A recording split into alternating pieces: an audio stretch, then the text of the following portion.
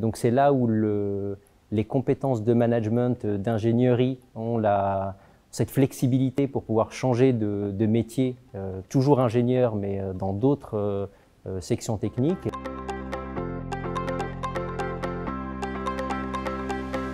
Alors Nejib Bendali, moi j'ai été au pôle dans la promotion septembre 1999, donc ça fait une quinzaine d'années.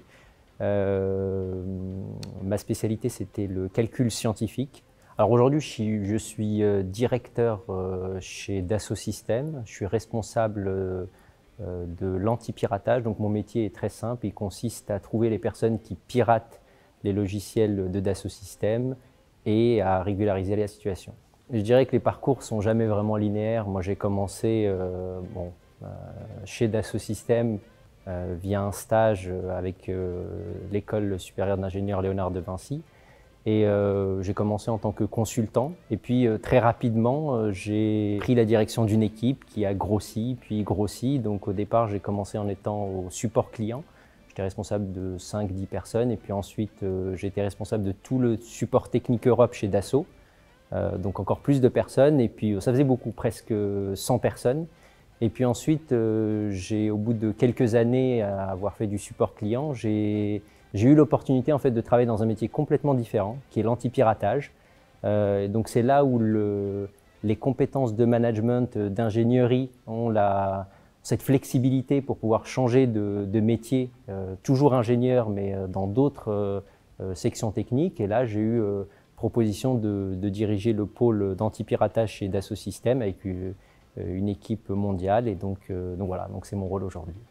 Alors à l'époque, en fait, le choix de l'ESIL, il s'est fait à travers les portes ouvertes, en fait, tout simplement. Et il y a plusieurs points qui m'ont attiré chez l'ESIL. Le premier point, c'est l'infrastructure. Donc à l'époque, il y a 15 ans, tout était absolument neuf et assez impressionnant, l'infotech et d'autres éléments d'infrastructure. Le deuxième élément, ça a été la proximité avec les entreprises. Il faut savoir que Léonard de Vinci avait des relations très étroites avec les entreprises en proposant des stages aux étudiants, mais aussi en proposant des professeurs, des intervenants qui venaient pour les cours ou les travaux dirigés du monde de l'entreprise. Donc cette proximité, en tant qu'étudiant jeune, encore à l'époque 17-18 ans, ça nous rassure sur le fait que on va être guidé pour notre avenir, et surtout on aura derrière une possibilité d'avoir un emploi assez facilement. Alors aujourd'hui elles ont dû changer, mais la formation c'est une formation en 5 ans, donc 2 ans généralistes et ensuite un choix d'une spécialité.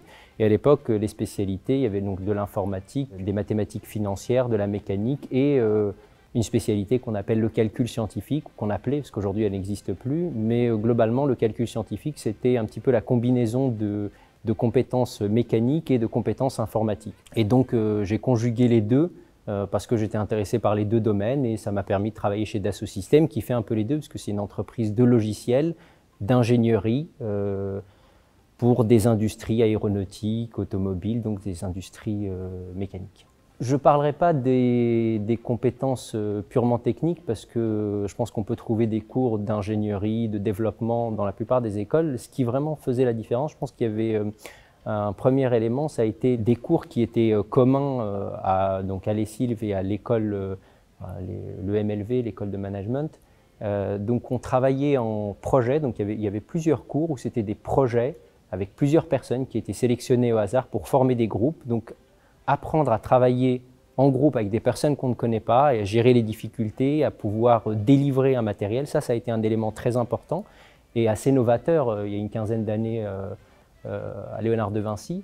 Le deuxième élément, je dirais, c'était justement les cours transversaux. On avait des cours de communication, on avait appris à faire des présentations PowerPoint, à communiquer, à parler en public, et je pense que ça a été des éléments très importants pour évoluer dans le monde de l'entreprise. On trouve beaucoup de gens qui sont très techniques, très bons techniquement, mais savoir combiner la technique et la communication, c'est des compétences qu'on trouve beaucoup plus rarement dans le monde de l'entreprise. Et je pense que Léonard de Vinci a su comprendre cet élément.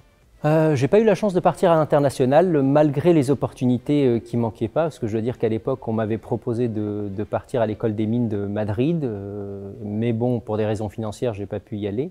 Par contre, en termes de stage, j'ai eu la chance d'avoir un stage qui a été proposé justement par un de mes professeurs à Léonard de Vinci, Jean-Marc Dupuis. Et c'était un stage justement chez Dassault Systèmes. C'est un stage qui s'est très bien déroulé et qui m'a permis ensuite d'ouvrir la possibilité d'avoir un poste chez Dassault Systèmes, et donc j'ai travaillé ensuite chez eux. Alors moi honnêtement je recommande grandement Léonard de Vinci.